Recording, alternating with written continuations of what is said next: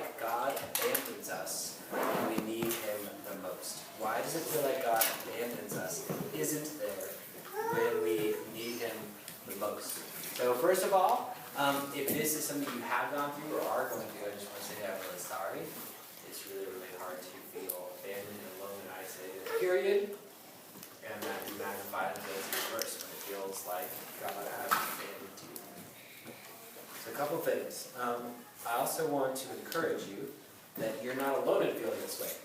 There's actually a strong tradition of many Christians going all the way back to the earliest days of Christianity who have experienced something like this. They call it the dark night of the soul. The dark night of the soul. Again, it's something actually a lot of Christians have experienced. And there's not a lot of consensus on why God does this. There are some thoughts and conjectures about why this happens. But there is consensus on what you can do to get through it. Okay?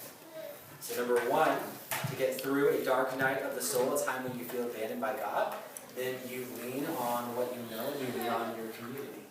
So that is the time to not go it alone, right? Lean on others. And what I mean by that is talk to your closest Christian friends about how you're feeling and why you're struggling and what's going on. And to lean on what you know to be true.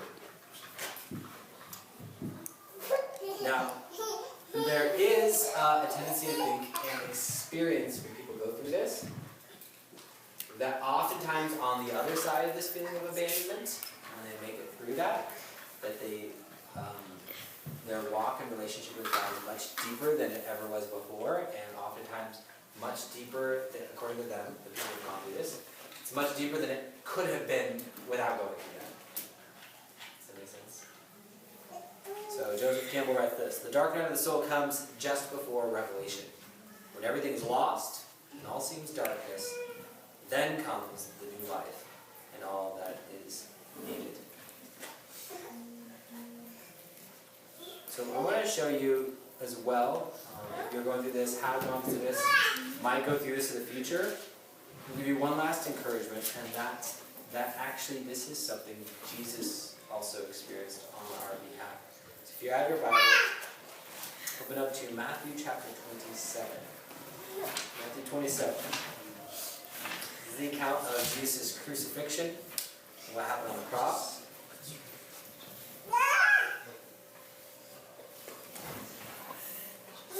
Here's what Matthew writes. In Matthew 27, starting in verse 45, okay? Jesus is already on the cross.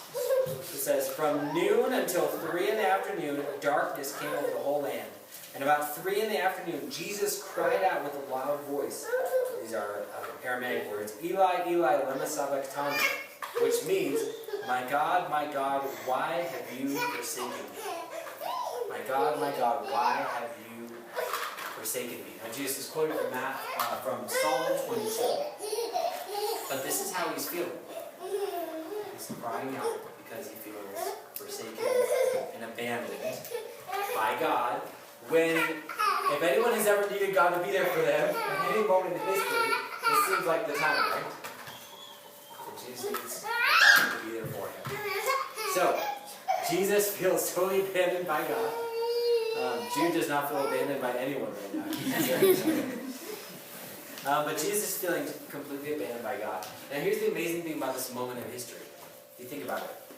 The very moment in history where it looks, just on the surface of things, that God is as far away as he could possibly be. It looks like God has abandoned his son.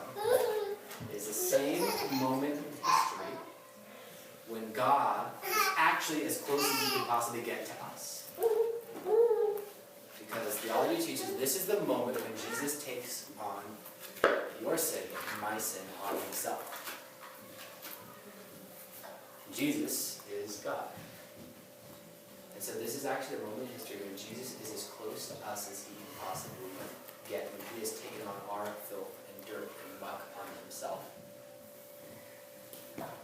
And so it's a little bit of one of those upside down truths. That's the idea that oftentimes that's reflected in our own lives. Sometimes it's actually the moments when God feels the farthest from us that he's actually maybe the closest And so the last thing I'll say is this. Part of the purpose of going through this and part of the growth that happens is to realize that feelings do not determine truth. Right? And we all kind of know that, but it's another thing to go through something that proves that for you on a personal level. Right? Just because you feel like no one likes you doesn't mean no one likes you. Right? Just because I feel like Janelle's mad at me doesn't necessarily mean she is mad at me.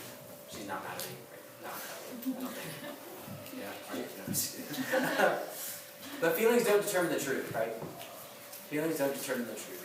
And so one of the ways that this can actually help grow your faith is to make it so you don't rely on as much on how you feel about God or how you feel that God feels about you, and you rely more and more on what you know to be true, which is that Jesus went through that. He took God-forsakenness upon himself so that no one else would ever have to experience God-forsakenness. So, question, why does it feel like God abandons us when we need him the most? Number one, I don't know.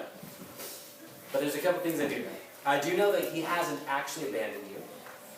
I do know that how we feel about God does not determine the truth about God. I do know that you're not alone in feeling this way, that many Christians throughout history have felt this way, and Jesus himself went through this. And I do know that the normal experience is that people come out the other side of this with a stronger and deeper faith than they've ever had before. That new life comes after death. New life comes after death.